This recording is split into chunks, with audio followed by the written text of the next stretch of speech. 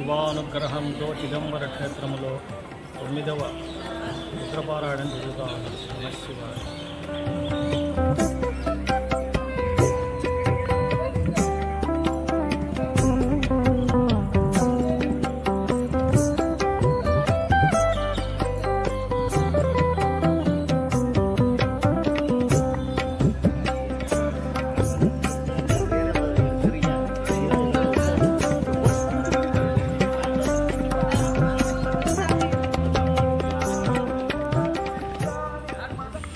చిదంబర క్షేత్రంలో అతిరుద్రపారాయణ దీక్షలో భాగంగా ఏప్రిల్ 10వ తారీఖు మహారుద్రపారాయణ ప్రారంభం, అఖండ దీపస్థాపన శ్రీ గురువు గారు చేస్తూ ఉన్నారు.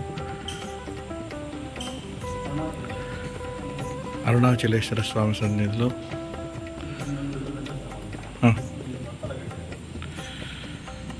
మూలనాథ స్వామి ఆలయం.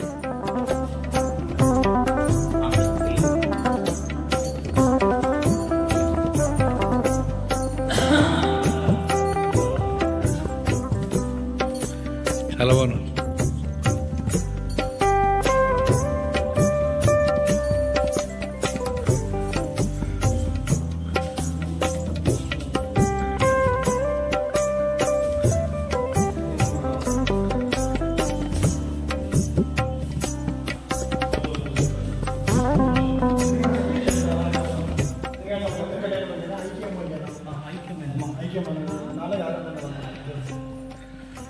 చిరుజ్ఞాన సంబంధర్ వారు ఐక్యమైన స్థలం కాబట్టి ఇంత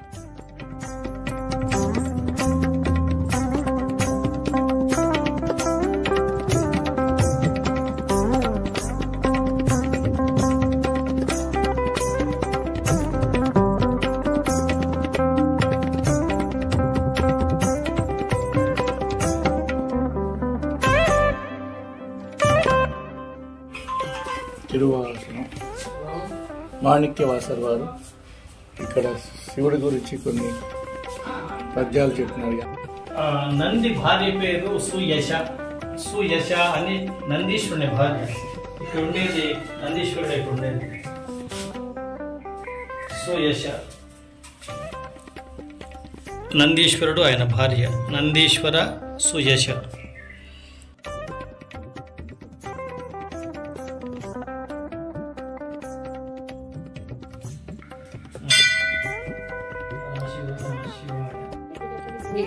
ఈ క్షేత్రము తిలైకాళి అని చెప్పి ఇక్కడ అమ్మవారికి 4 తలలు, మనకు 3 కనపడుతూ ఉన్నాయి. వెనక తల ఉంటుంది. ఒక చేతిలో జపమాల, త్రిశూలం, కలువ. ఇది కలువ, ఇది రక్తపాత్ర అంటే పానపాత్ర. ఇక్కడ అమ్మవారు 4 తలలతో ఉంది. శాంతమూర్తిగా ఉంది అమ్మవారు. ఇదే అమ్మవారు అక్కడ ఉగ్రమూర్తిగా ఉంది. అది ఎందుకు కారణం ఏమంటే ఈశ్వరుని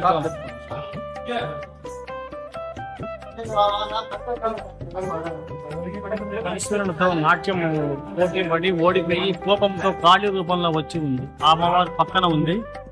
ఇక్కడ మళ్ళీ దేవతలందరూ శాంతపరిచిన తర్వాత ఇక్కడ శాంతమూర్తిగా ఉంది అమ్మవారు. పార్వతీ రూపంలో కానీ 4 ముఖాలతో ఉంది. బ్రాహ్మణి అని అంటారు దీన్ని. ఇది బ్రహ్మచాముండి.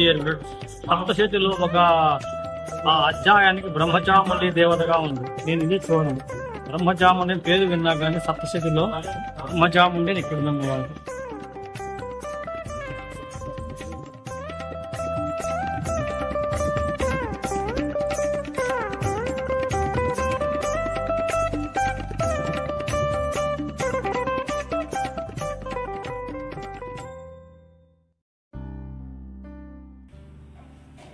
ఉమాపతి శివాచార్యర్ ఇక్కడ చూసుకొచ్చేస్తుంది.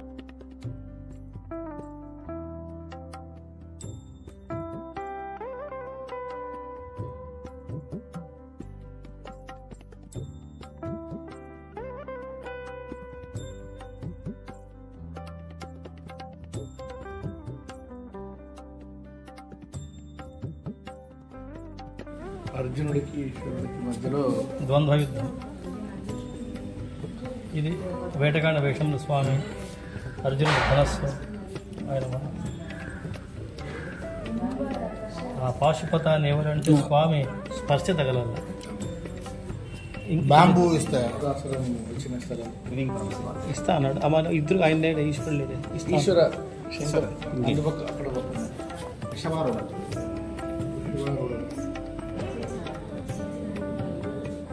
ఇంద్రుడు అర్జునుడు ఈయన శక్తితో పుట్టాడు.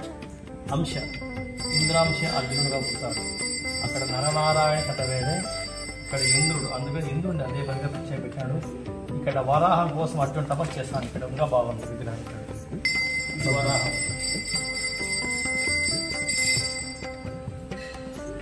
అంటే అర్థం ఏమంటే ఈయన తపస్సు చేస్తా ఉన్నాడు, పరీక్ష చేసేదానికి ఇక్కడ వేటగాని వేషంలో స్వామి వచ్చినాడు. అవును, అవన్నీ వేసుకొని ధనస్సు అవన్నీ కుక్క పెట్టుకొని, అంటే వేటగానికి కుక్క అవన్నీ ఉంటాయి కదా, ఒక కుక్కను పట్టుకొని భైరవుడు ఇట్లా వచ్చినాడు. అర్జునుడు తపస్సు చేస్తూ ఉన్నాడు. పంది వస్తుంది, వరాహం అని సృష్టిస్తాడు స్వామి. ఇద్దరు బాణా ఓరుకోరు వేస్తాడు. ఇది చాలా బాగుంది. జరిగిన స్థలం ఉంది.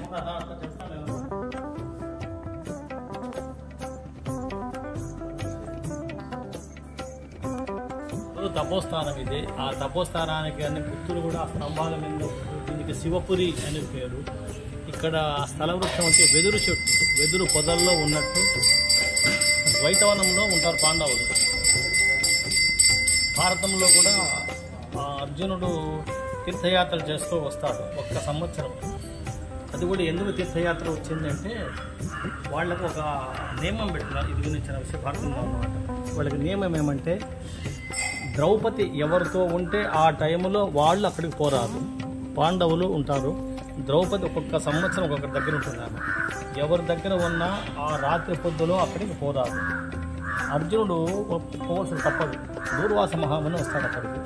ధర్మరాజుతో నేను మాట్లాడవాలా అని చెప్పి సాయం సమయాల్లో వస్తే, సరే నేను ఖచ్చితంగా మాట్లాడవాలా అని దూర్వాసుడి కోపానికి ఏం బలి అవుతామో, నేను ఒకనే కదా ఏమన్నా కానిలే అనుకొని పోతాడు. అర్జునుడు పోయి ధర్మరాజు దగ్గర ఉంటాడు. ఇప్పుడు సాయం సమయం ద్రౌపది కూర్చోంటుంది. వాళ్ళకి ఒక నియమం, సాయంత్రం అయితే పోరాడు. దంపతులు దూతలను కూర్చో మాట్లాడుతా అంటే దాన్ని ఎక్కుతాడు. అర్జునుడు పోగానే ధర్మరాజు చాలా బాధపడతాడు. మనము ఒక మాట అనుకున్నాము, ప్రతిజ్ఞ చేసినాము, ఒక్క సంవత్సర కాలం ఎవరి దగ్గర ద్రౌపది ఉంటే ఆ రోజు అక్కడికి పోరాదని నియమం ఉంది కదా, ఎందుకు వచ్చాను ఒకటి దూర్వాసుడు వచ్చినాడు, ఇట్లా దీనికి ఇట్లా జరిగింది. శిరచ్ఛేదం దానికి వాళ్ళు ఫస్ట్ వాళ్ళ వడంబడి.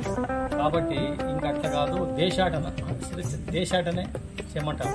ఒక్క సంవత్సర కాలము దేశాటన చేస్తాడు. తీర్థయాత్రలు చేసుకుంటూ ద్వైతవనం అంటే అవన్నీ చూసుకుంటూ ఈ తమిళనాడులో దీని పేరు ఏదో ఒకప్పుడు ఎప్పుడో ద్వాపరయుగం నాటి స్థలం కదా, ఇక్కడికి వచ్చి తపస్సు చేసి పాశుపతం సంపాదించుకునే స్థలము అని ఇక్కడ అంటారు. దాని గుర్తులు కూడా ఉన్నాయి. నేను ఎన్నో క్షేత్రాలు చూశాను, కానీ ఈ పాశుపత సంబంధంగా విగ్రహాలు కానీ, ఆ అర్జునుడు ఈశ్వరుడు ఇట్లా ఉండడం, ఇక్కడ వేటగాండ వేషంలో స్వామి రావడం చరిత్రలో ఉంది కదా. అది కిరాత అర్జునుడు అంటాడు. కిరాత వేషంలో స్వామి ఉన్నారు, ఈయన తపో వేషంలో ఈయనున్నారు. ఇక్కడ జరిగింది. ఇక్కడ వరాహం కూడా గుర్తుంది. దీనికి బ్రహ్మపురి అని పేరు. బ్రహ్మపురి ఎందుకు వచ్చిందంటే బ్రహ్మదేవుడు తపస్సు చేస్తుంటారు. ఇప్పటికే బ్రహ్మదేవుడి దగ్గర 3 తలలు ఉన్నాయి. ఇక్కడ బ్రహ్మదేవుడికి ఎదురుగా దక్షిణామూర్తులు దర్శనమైనట్టు దక్షిణామూర్తి స్వామి. ఇక్కడ బ్రహ్మేశ్వరుడు అని ఇక్కడ ఈశ్వరుని పేరు. ఇక్కడ శివలింగాన్ని ప్రతిష్ఠ చేసి బ్రహ్మదేవుడు తపస్సు చేశారు అని ఇక్కడ ప్రతీతి. ఎదురుగా దక్షిణామూర్తి ఎక్కడ లేదు. దక్షిణామూర్తి ఉత్తమ వైపుగా బ్రహ్మదేవుడు ఉన్నారు. చాలా బాగుంది, విశేషంగా బ్రహ్మ తపోస్థానం. ఇక్కడంతా మహర్షులు, దేవతలు తపోస్థానాలు ఇవన్నీ కూడా. ఈ స్థలం పేరు సింగారతోప్ అంటారు. ఒకప్పుడు బ్రహ్మపురి అని దీనికి పేరు. బ్రహ్మపురి స్వామిలో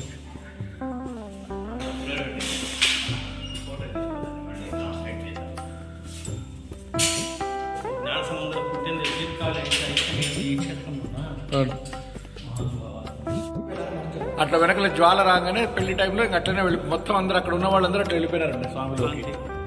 ఆ కాంతిలోకి వెళ్ళిపోయినారండి.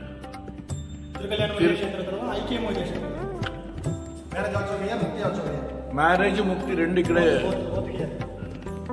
మండలీపురంలో రామదేవుడు, జ్ఞానదేవుడు, దేవుడు ఇటువంటి సిద్ధపురుషులు అట్లా ఏకనాథ ఇటువంటి మహాత్ములు ఈ క్షేత్రంలో అట్టే ఉంది. పండరీపురం చిదంబరం గుడిగానపట్ట జ్ఞాన సంబంధ మాణిక్య వాచ అప్ప సుందర జ్ఞాన సంబంధ మాణిక్య వాచ అప్ప సుందర ఈ నలుగురు సిద్ధపురుషులు మహాత్ములు. ఆ మహానాములు ఈ క్షేత్రంలో నాలుగు పేరు అన్నదారు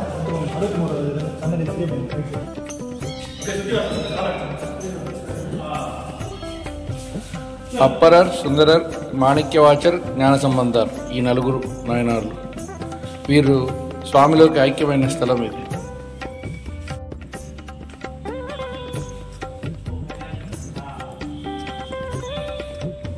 వారి కళ్యాణంలో చేసేటప్పుడు ఆ హోమకుండంలో స్వామి ప్రత్యక్షమైంది. అదే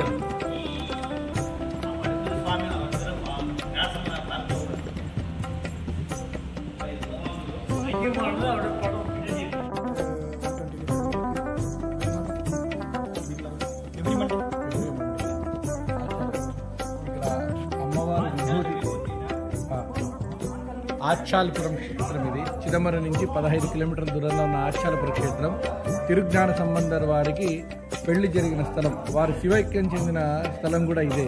శివైక్యం చెందుతున్నప్పుడు పెళ్లి అయిన కాసేపట్లోనే ఒక పెద్ద జ్వాల రూపంలో స్వామి దర్శనం ఇచ్చిన తర్వాత స్వామిలో ఐక్యం కావాలని వారు అడిగితే వారి భార్య ఇద్దరు అడుగుతారు.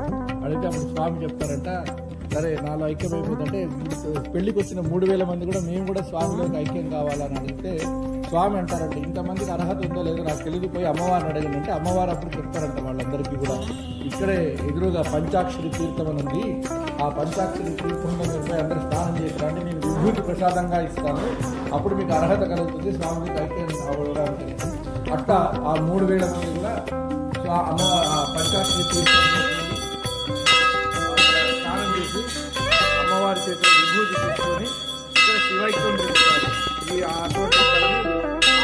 ఆచి అంటే అమ్మ అమ్మ అని అర్థం. అందుకే ఈ ఊరి పేరు ఆచాలపురం అని పేరు.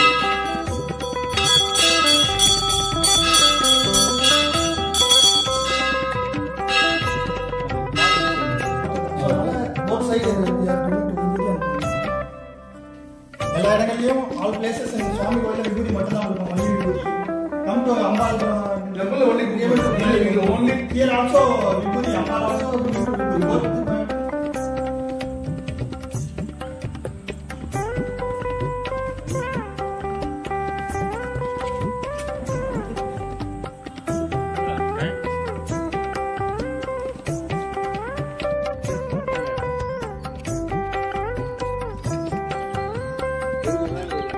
సింగారి అమ్మ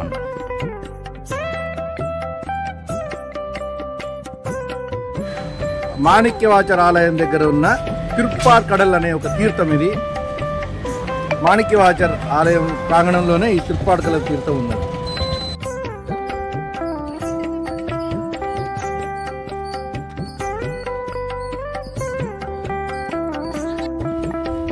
అనంతేశ్వరార్ టెంపుల్ పురాతనమైన కొలను.